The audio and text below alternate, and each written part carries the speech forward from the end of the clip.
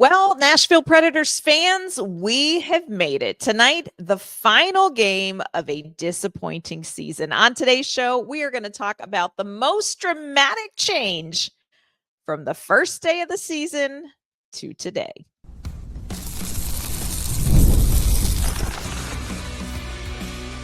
You're Locked On Predators, your daily podcast on the Nashville Predators, part of the Locked On Podcast Network, your team every day. Happy game day, everybody. Welcome to the Locked On Predators podcast. Thanks so much for making us your first listen of the day. We are a part of the Locked On Podcast Network, your team every day. We want to kick off this final game day episode of the 2024-25 season the way we kick off all of our episodes, shouting out the ever faithful Locked On Predators insiders and those everydayers who have tuned in each and every day to talk Nashville Predators hockey with us. I am Ann Kimmel. I am a writer and co-host with Penalty Box Radio. And my friends, we have made it to game 82 because I have a partner in crime. You do. I'm Emma Lingan. I am the Nashville Predators site editor and reporter for the Hockey News. Emma, I feel like this survival of the season, I feel like we should get matching tattoos of like the Nashville Predators record. Oh God. We won't. Yeah.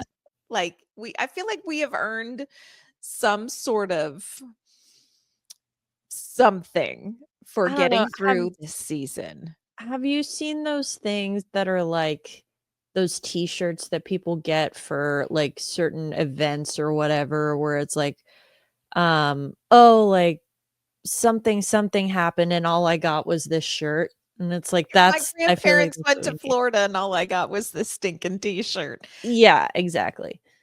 I think check out the swag store, people. We could maybe start selling those one day. We have survived, but there is one game left. And this game has us looking back and kind of analyzing, because tonight the Nashville Predators wrap up the season against the Dallas Stars. This is the team they kicked off the season against as well. Two very different outcomes for these two teams at the end of the season. We're going to talk about the differences and we're going to preview tonight's game as well. Before we dive into that, I do want to let you know today's episode is brought to you by FanDuel. Right now, new FanDuel customers can get $250 in bonus bets if your first $5 bet wins. I agree with you, Emma. We covered this Nashville Predators season and all we got was this stinking t-shirt or stinking tattoo. We're going to just play it by ear. Nashville Predators, of course, kicked off the season October 10th against the Dallas Stars. Have the turns tabled, because we talked about this on a previous episode. Just roster alone.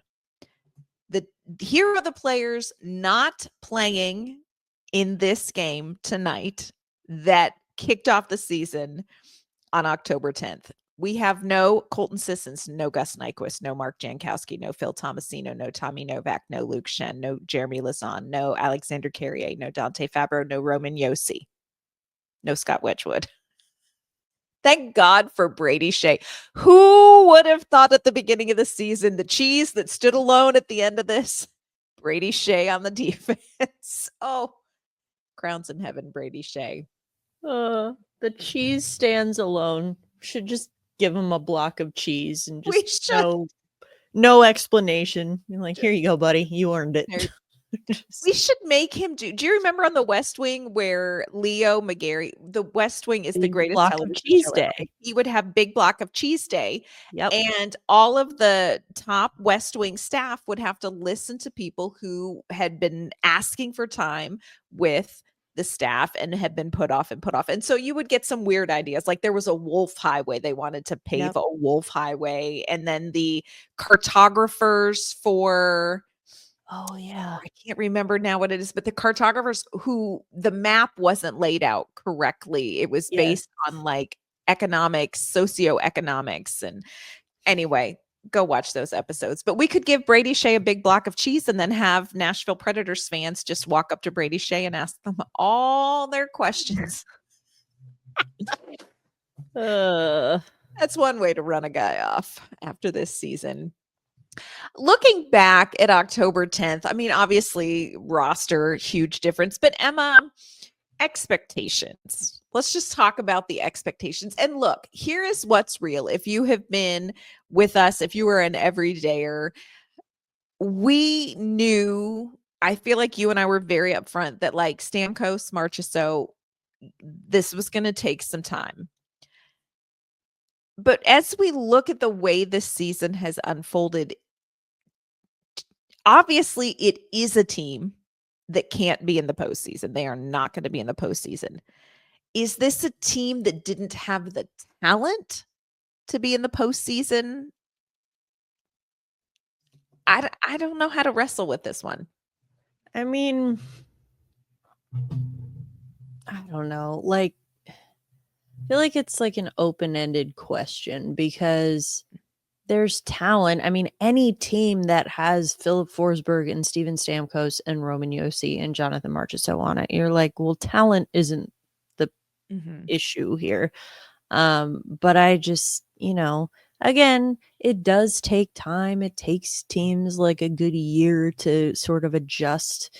But I just, I worry that, and this is something that we can get into in the off season, and we will, so I won't get too into it now, but I do worry that perhaps the worst thing that could have happened to the Nashville Predators last year was that 18-game point streak, because I think it made Barry Trotz and many others think that this team was a lot closer to contending than they actually were. So what does he do? He goes out and he adds the talent. Like he adds those talented pieces. So again, I don't know that it's a talent issue, but I think it's just like the marriage of talent and playing style and coaching and all of these different things. I mean, you really, as we've said many times on the show before, you can't like put it all on one thing. Yeah. And this is going to be a lot. We're going to unpack it as best we can through the off season, so we aren't going to dig into it too much. The other thing I will say, and we talk about Marchessault and we talk about Stamkos, especially when we talk about expectations and unmet expectations this season. But I look at players like Tommy Novak and love Tommy Novak. Let us be clear. Love Tommy Novak. I look at players like Luke Evangelista, and at the end of last season, Luke Evangelista was sort of peaking. And so I think the assumption was, in fairly safe assumption, these are going to be guys who are going to take the next step. And Novak was given a take the next step contract. He was given that contract. It was a good faith contract. And those next steps, like, it wasn't even just that Stamkos and Marchessault didn't get going. It was that nobody got going.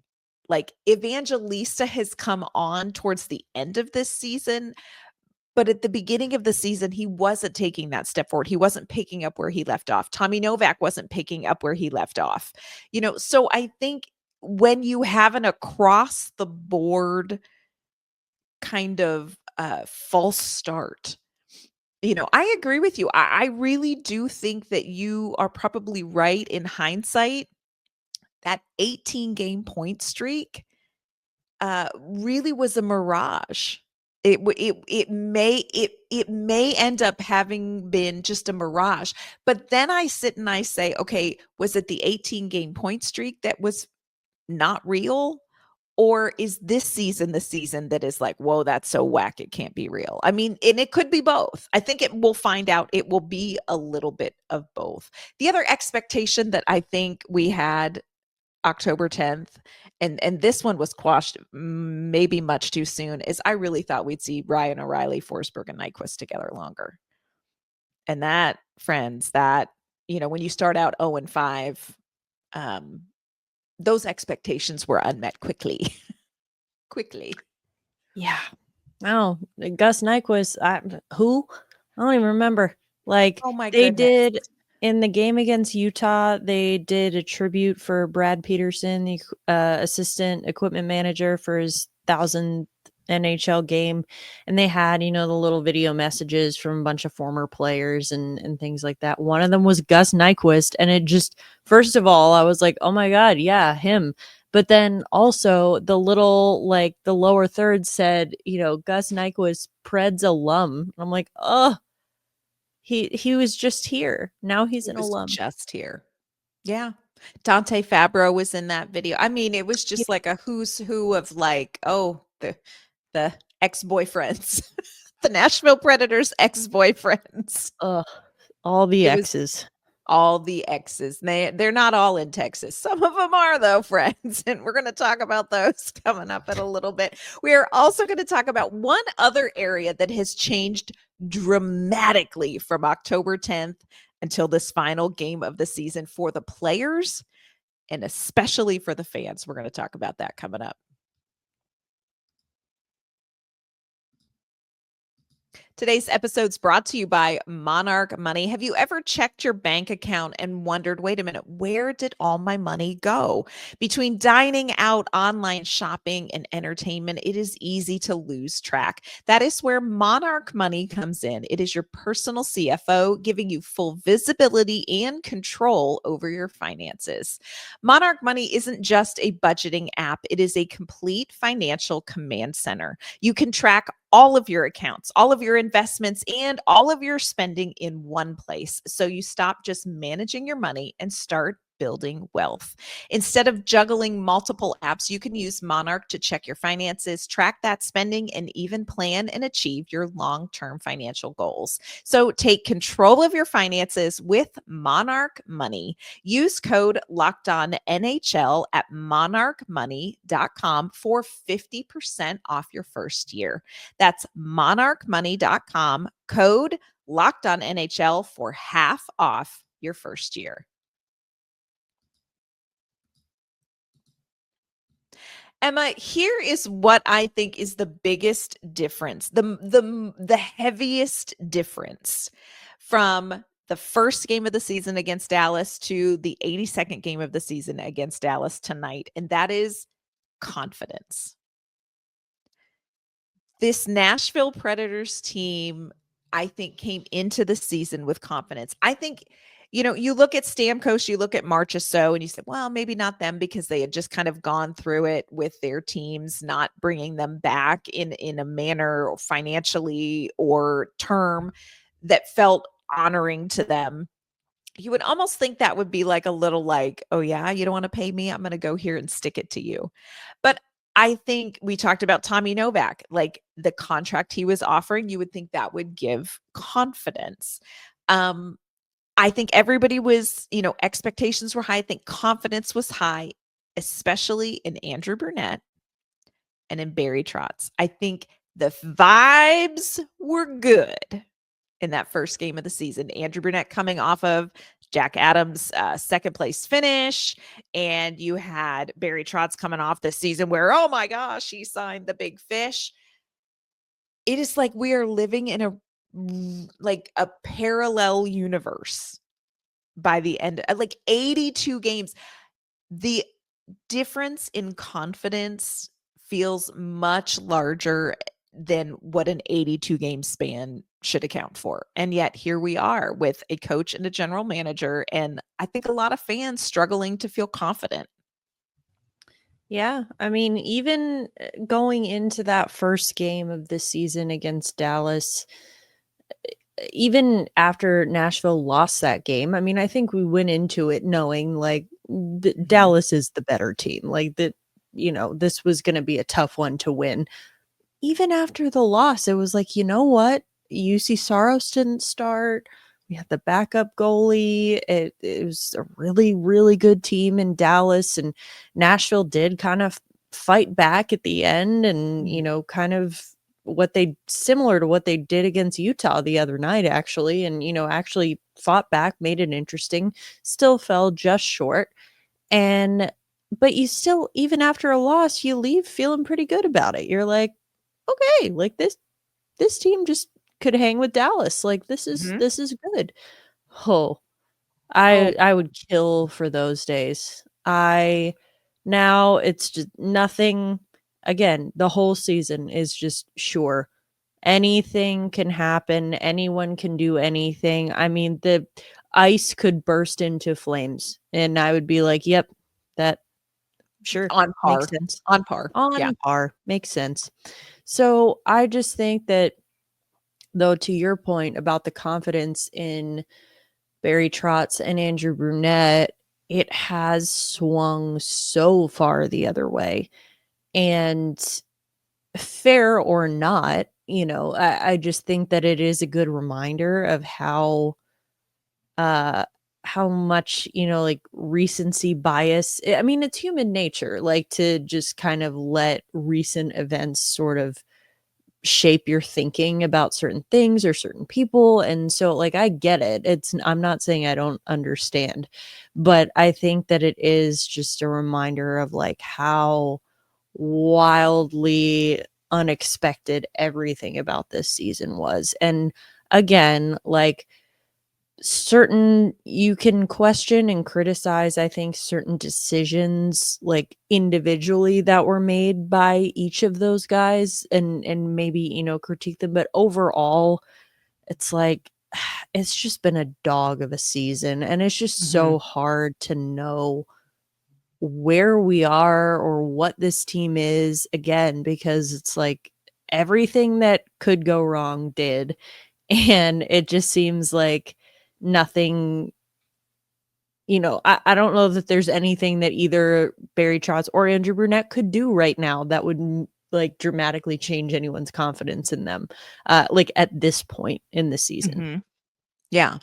And you left last season. You mentioned, that 18 game point streak. You came off of that season thinking, okay, here it is. It's clicked. The system works with these players, and we just needed time to get it going. And then you come into this season and there is that grace that like, okay, we've got it. We just had to carry it over and add 2 new players and it's going to take off. I don't think anybody truly, and I know there are going to be some people out there be like, "Oh, I saw this coming." No, you didn't. I mean, shush. Nobody, I think, saw the complete collapse that became this season. Either from Andrew Brunette, whether you liked him or not at the beginning of the season, or Barry Trotz, whether you were concerned about him as a new general manager or not.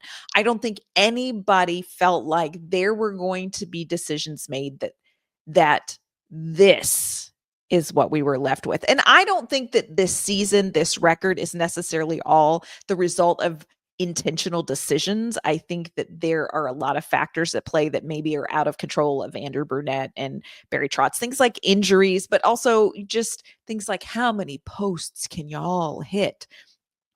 The answer, a lot in 82 games, in case anyone was wondering. All of them, all of the posts. All of the posts, all of the time. So it's just, I think it's such a dramatic difference. I don't think anybody could have foreseen such a collapse, so many questions, and no answer. There are literally no answers. This is game 82. I think you and I think, and correct me if I'm wrong, I'm 50-50 that Andrew Brunette will be back. I will not be at all surprised that he is back behind the bench next season. I don't know that I would be terribly surprised if he wasn't, but I will not be surprised at all. And if you had told me this is the record of the Nashville Predators, I would have said there is no way Andrew Brunette finishes that season. Friends, we know nothing. Like,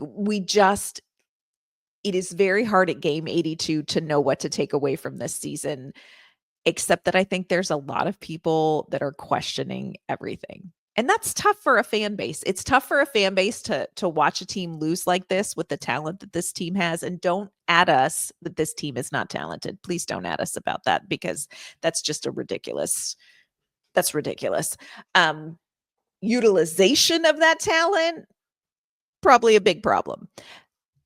It's just been brutal. And confidence, I think, is at such a low from such a high. 82 games ago. It's just shocking to me. It is shocking to me to step back. It is. I mean, it is like whiplash. We have whiplash from last season to this season, and no one knows. Like, people very, high ranking and qualified and tenured people in the hockey world, like front office execs and, friends, acquaintances I have with other teams in the NHL are looking from the outside in at Nashville, and they're asking me like, dude, what happened? And I'm like, Yeah. I would love to know. I was like, and it is my job to try and analyze this, and no one knows. And we're in here, every day talking to Andrew Brunette. Hey, Bruno, why can't you guys score goals? And he's like, well, I wish I could tell you. I don't know. And it's I don't like, know. it is just one of those things where, again, we're talking about not knowing what this team is or who this team is. Are they the team we saw go on that 18-game run last year? Are they the team that is at the bottom of the standings this year? I think the answer is somewhere in the middle. But it's still hard to know exactly where that is, because so much has changed, yes, in terms of the results and the confidence and things like that, but like just the composition of the team and Totally just different. everything is so different now that it really is hard to know, which, to your point, I would not be surprised if Andrew Brunette was back next year. Any other market, I think he would be gone already. But he's not. And, I wouldn't be surprised to see him back. I wouldn't be terribly surprised to see him gone either. It's just, at this point, we have seen two extremes with this team, that anything that happens in between those two extremes is just like, okay, sure. Yeah. Yeah. The same head coach that brought you an 18-game point streak and got this team that didn't have any business being in the playoffs last season is the same coach who is facing one of the worst records in franchise history. It very hard to piece together. We're going to try a year later. 1 year later, friends. We're going to try to wade through all of that in the off season, and we're going to do it topic by topic. It's going to be far more in depth than what we're doing here. So stick around in the off season, because we have lots we want to discuss.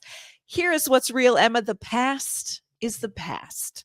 Tonight, the Nashville Predators have a chance to wrap up the season with a very big win over a playoff team. We're going to preview Nashville, Dallas coming up. Today's episode's brought to you by FanDuel. The NBA playoffs are almost here, and FanDuel is giving new customers an incredible way to get in on the action. Right now, when you join FanDuel and place your first $5 bet, you're going to get $250 in bonus bets if your bet wins.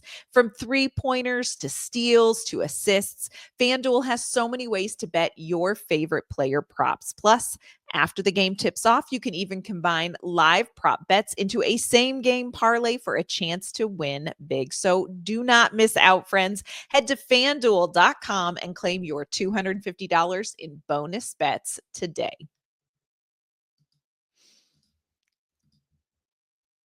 Emma, this seems like a no-brainer. Nashville versus Dallas tonight. It feels like a no-brainer. You know what? Nashville is going to get killed.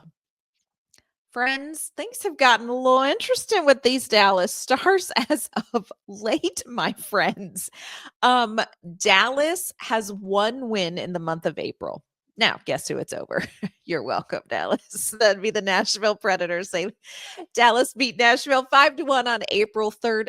They have gone 1-4-2 in the month of April. They've been outscored 30-22. And this is so interesting to me, Emma, because timing is everything when it comes to the NHL playoffs. Timing is everything. It is an 82-game season, but this is not where a playoff team wants to be right before the postseason kicks off. Dallas, what is going on with them? Like, what is going on? It's not, just to back up for a second, it's not where any team wants to be, of course, but I've also seen enough Stanley Cup playoffs at this point to know that however how a team is doing at the end of the season has absolutely zero correlation or causation to how they do in the playoffs. It's like, again, not good for the team and their confidence, but I mean, it does not mean anything about their success in the playoffs. That's a side note. But yeah, Dallas is, they're getting exposed defensively. First of all, their last couple games, actually, first of all, they've lost 6 in a row. That's the first time since Pete DeBoer has been the head coach in Dallas that has happened, that they've lost 6 in a row. Fun. And I'm like, oh, just the first time? We've had 2 of those this season. I was going to say, we can do that blindfolded, okay? Take Please. notes. Get on our level, Dallas. Yeah. So first of all, there's that.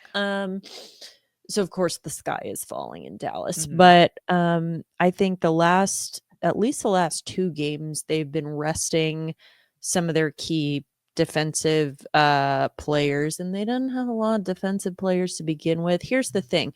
They don't have Miro Heiskanen at least through the first round, or I'm sorry, through the first game of the first round of the playoffs, potentially longer.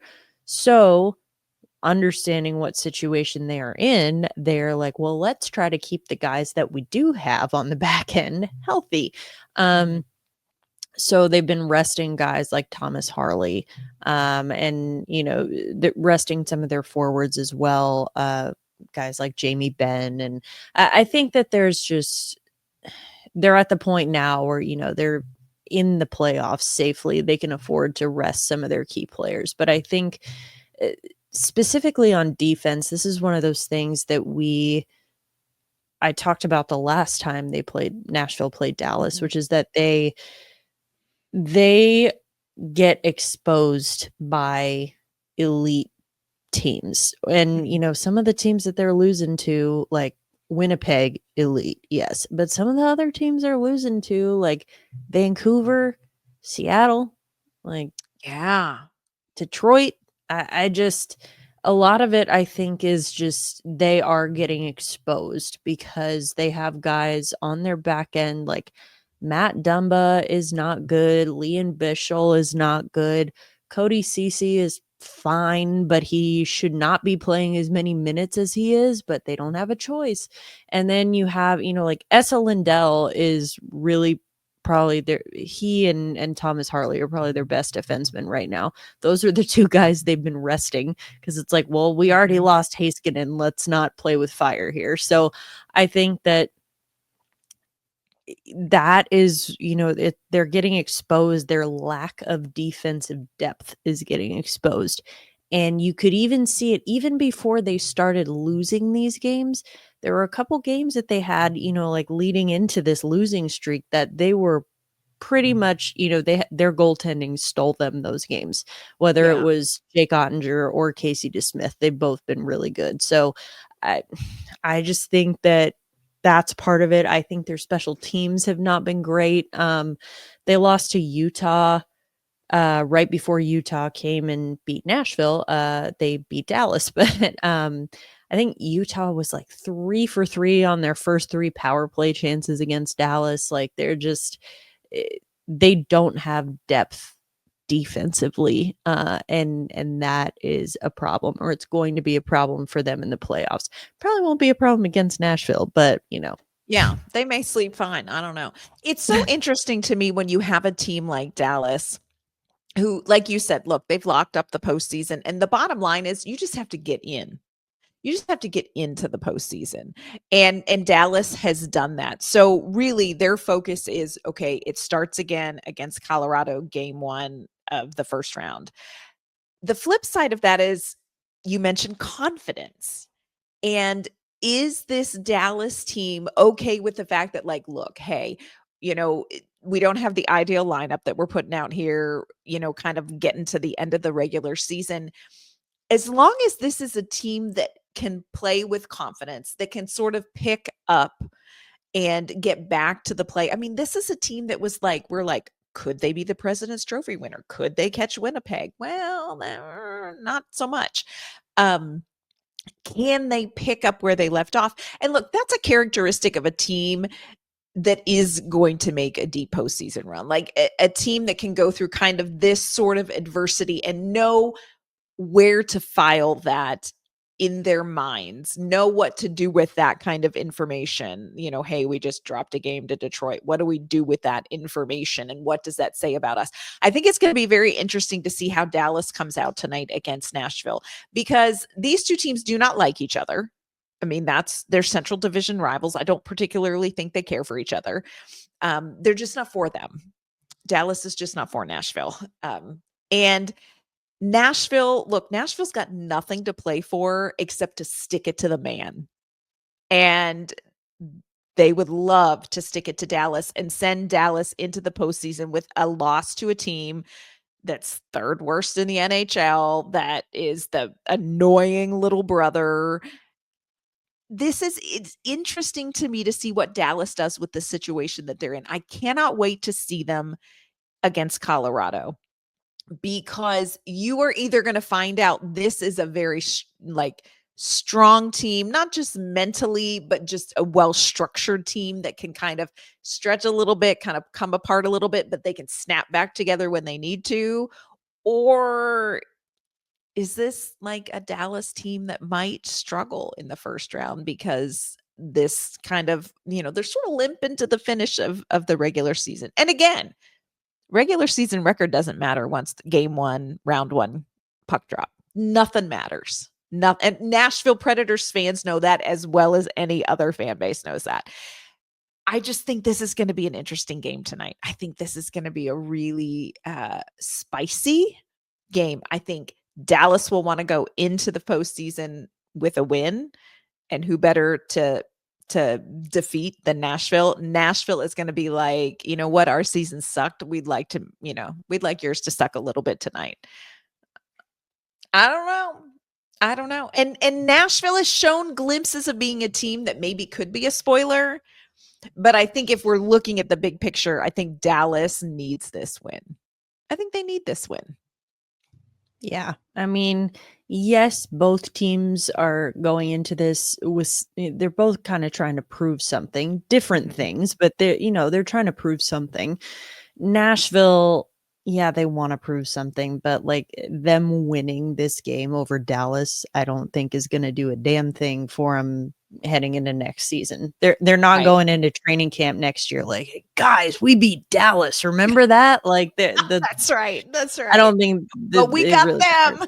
Yeah. But no, I think that you're right. Dallas needs this. They are feeling it. They are in one right now. 6 losses in a row. I know that is just another Tuesday for the Nashville Predators, but that's a big deal in Dallas. So yeah.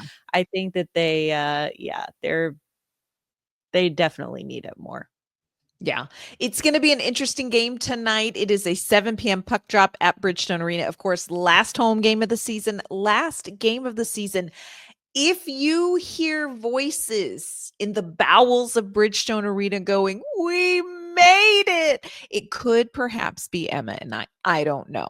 I'm just throwing it. If you hear that, it could just be because, friends, this season has been a season. It has been a season. We're going to find out how Nashville decides to wrap up this year. We're going to see what Dallas can do to set themselves up for, again, first round series against the Colorado Avalanche. Nashville Predators fans, we're going to be sitting at home watching. But on tomorrow's show, we are going to recap this game. We're going to talk about what we see from Dallas, what we see from Nashville, standout players, and we're going to talk about what the offseason is going to hold for the Nashville Predators as well. So just because game 82 ends does not mean that Locked On Predators and our coverage here ends. We obviously have a lot to unpack from this season and a lot going on in the offseason with the draft, with moves that Barry Trotz may decide to make, coaching, players, roster, a lot going on. So make sure you stay tuned here to Locked On Predators. Emma, before we wrap up game 82 preview, will you let everyone know where they can find you and your work? You can find me on social media at Emma_Lingan, and you can find my work at the Hockey News. You can find me on social media at AnnK_Mama on Ice. You can find my work with Penalty Box Radio as well. Friends, that is going to do it for this episode of the Locked On Predators podcast. Thanks so much for making us your first listen of the day. We will be back tomorrow with that Game 82 recap, baby. We will see you then.